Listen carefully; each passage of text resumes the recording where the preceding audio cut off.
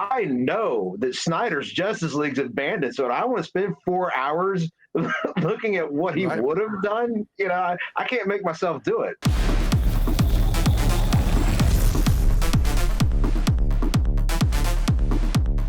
All right, so guys, I'm here with a rowdy bunch of people. Dan from Parts Unknown. I'm not going to make up too many stories, but there's a lot of rumors about Dan, the wars he's fought, the people he saved. All true. Dan, how are you doing? Oh, I'm doing great. I'm doing great. Fantastic. First time Dan's going to be on my channel, and these videos might be on other channels too. So this is exciting. We're going to be talking about a bunch of stuff. Jon Automates is back. Of course. Ready to go. I mean, you never went anywhere. I don't know why I said you're back. You're just here. We were on my channel for a little bit. We're on yours. That's now. right. But now we're, oh my gosh. And then Jonathan, I want you to give you a little plug. Tell people about your channel. I'll link it below. All the links are below, of course. But Jonathan, go ahead and give a little spin on your channel. It's full of women and money and wait, is this the nudity? Oh, we can't talk about that channel. Nudity. Oh my goodness.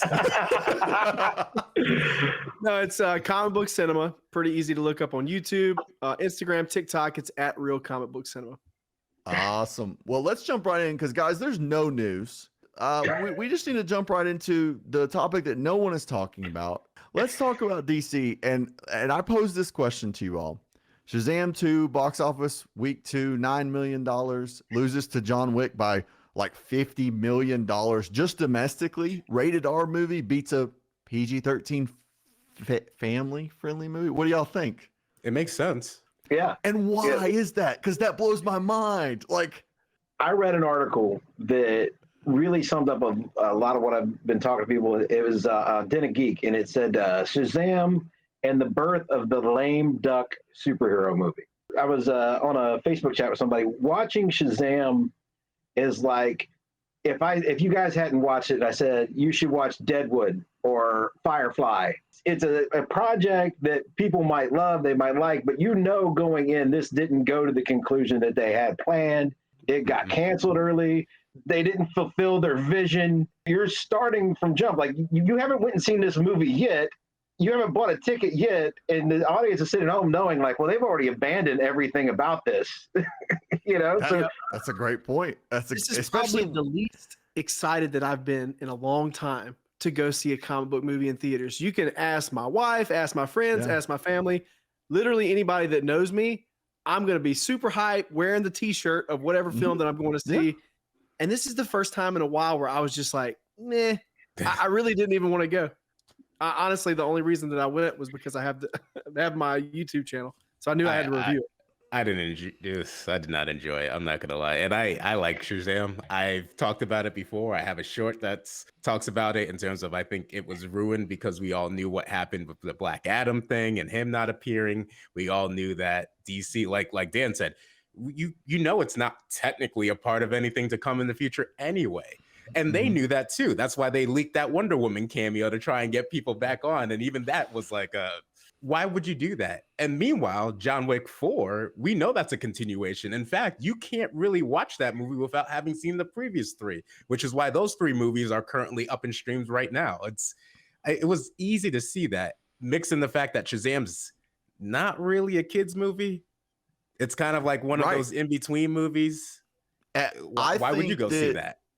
Certain families were probably a little confused by the level of humor that they were hearing in that movie too. Because the first Shazam has some humor that you expect, especially when they're in kid form. But in Shazam 2, it was the same jokes over and over, and they were the same. And I was like, they didn't do this in the first one to this degree.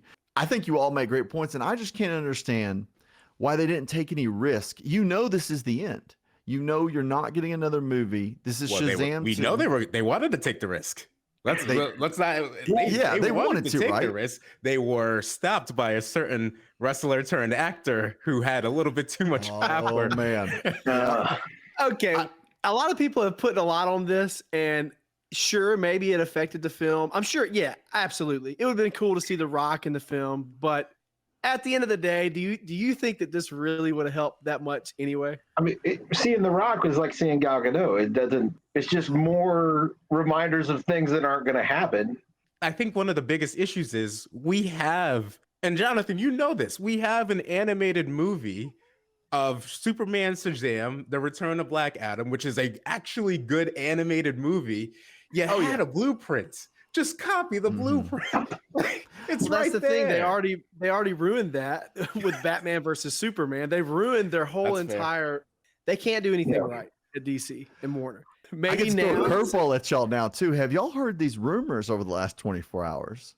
The Zack Snyder rumors. I'm not putting anything into it. I've not heard it. So I wasn't.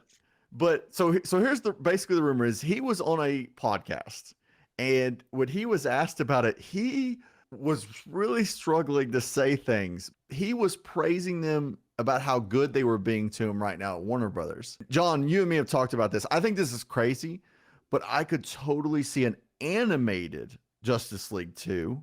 Zack Snyder getting like them selling the rights to someone else like Netflix to do that. Yeah, at this point, I'm starting to wonder and we're going to get into the James Gunn plan. Is this plan at James Gunn's DC plan? We're going to have two universes, right? So we have DC, but then we have like the off-brand, which will be like yeah. So why not just go ahead and split another one off? And if you're going to do that, if you're going to have 3 Batmans and is that too much?